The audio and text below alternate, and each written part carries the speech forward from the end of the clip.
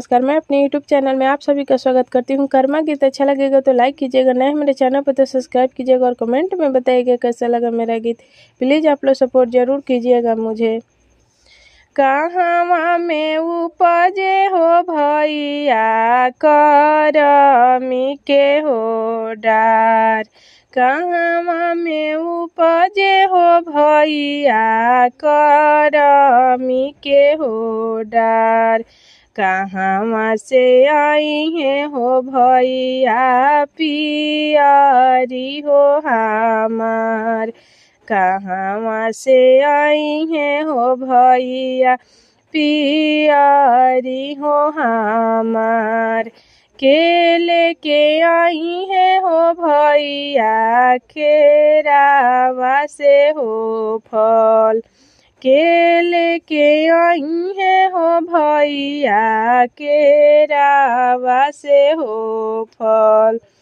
कुरा खेत उपजे हो बहिनी करमी के हो साग, कुरा खेत उपजे हो बहिनी करमी के हो साग। पापा घर से आई है हो बहिनी पियारी हो तोहार, पापा घर से आई है हो बहिनी पियारी हो तोहार। भैया तोहर लाई है हो बहिनी खीरावा से हो फल, भैया तोहर लाई है हो बहिनी केरावा से हो फल।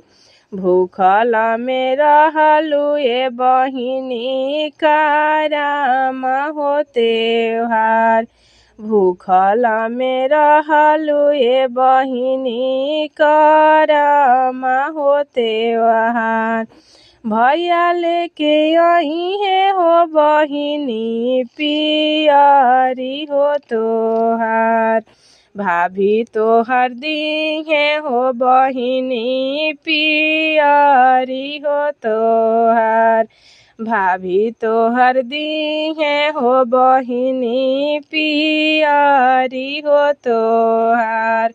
उहे पहिरी करी हो बहिनी कराम हो त्योहार, उहे पहिरी करी हो बहिनी कराम हो त्योहार।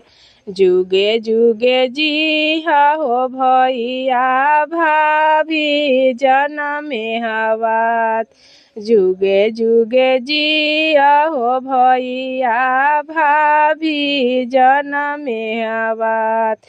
हम दूरा देसी बहिनिया पियारी के हो आस, हम दूरा देसी बहिनिया सिंदूरवे कैनी हो आस, हम दूरा देसी बहिनिया सिंदूरवे कैनी हो आस।